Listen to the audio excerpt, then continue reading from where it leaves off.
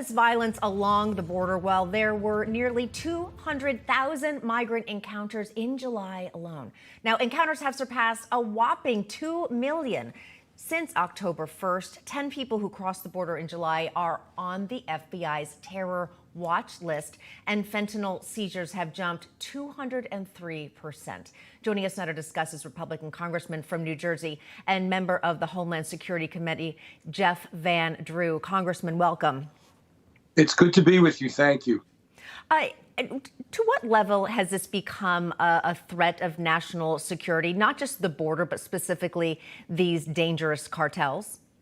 Oh, it's a real high level threat of security. Not only the illegals who are crossing, who aren't in the cartels, some of them are involved with drug trafficking. Some of them obviously are involved with fentanyl. Some of them are bringing disease over. And was just said, it's in all 50 states. It's everywhere. I don't want folks listening out there thinking this is just a Texas problem or this is just a Mexico problem. This is an American problem as well. And we have to follow the rule of law, and we have to enforce the law, and we need borders, and we're doing none of that. Let's understand, we have a failed Homeland Security.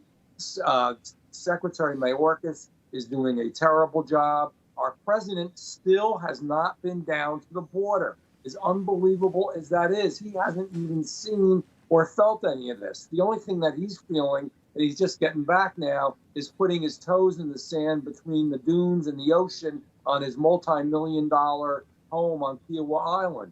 I mean, this is serious stuff. America's future and security is at stake.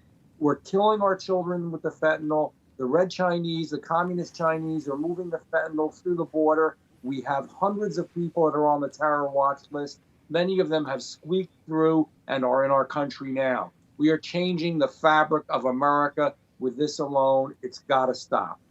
The border has become so porous, said Governor Doug Ducey of Arizona. He issued an executive order directing the Department of Emergency and Military Affairs to close the gaps in the Yuma border wall, no longer waiting for the administration, the current one.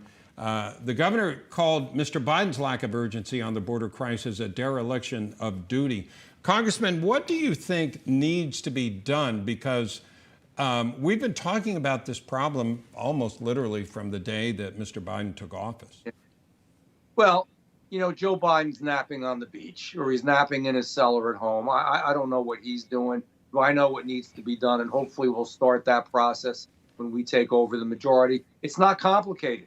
You just need some strength, the rule of law. So what do you need? You need to build the wall. You need to enforce the border. You need more people to work absolutely on Border Patrol. We have to increase those numbers greatly. I know we're, passing bills about tree equity and hiring, 87,000 IRS agents, but we're not hiring people to protect our United States of America on the border and the Border Patrol.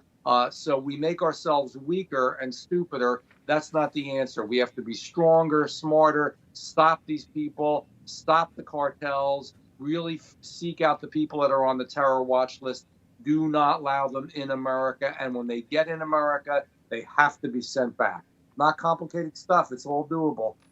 Yeah, Congressman, you touched on my next question. You said when they end up in America, send them back. But as you shared with us and our reporter Jason Jones shared, these cartel members have already infiltrated pretty much every state. So what should we be doing for those cartel members, those illegals, the dangerous ones who are bringing the drugs? How can we get them out of our country at this point?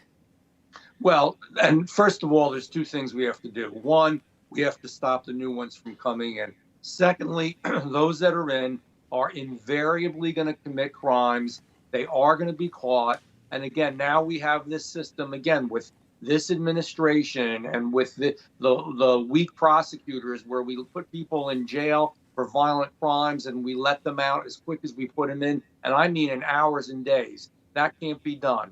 They have to be put in jail. And then they have to be sent back to the border. We have to make deals with Mexico and others so they can incarcerate them. We can't take on this whole load by ourselves. I am proud of the governor of Arizona and the governor of Texas because many people have no idea what they're going through. They're being overwhelmed. And then you look at Washington, D.C. and New York, and they're all angry because they're sending actually these people over there. Well, they wanted to be sanctuary states and they wanted to be sanctuary cities. And they said this was a good thing. It's not a good thing. It's a bad thing. And now they're starting to realize it, but they won't admit it. All right, Congressman Jeff Van Drew, thanks so much for joining us. My pleasure. It was good to be with you.